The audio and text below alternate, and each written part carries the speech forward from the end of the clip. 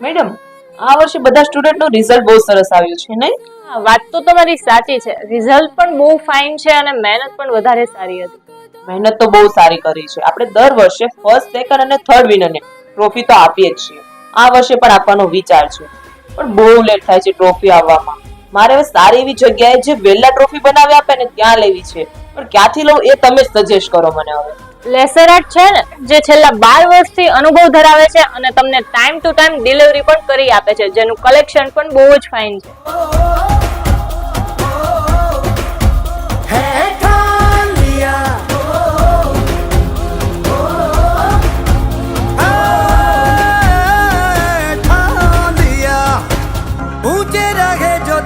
कद से इरादे तो ये फलक मगरूर बेबस होके तेरे आगे दिखेगा मजबूर.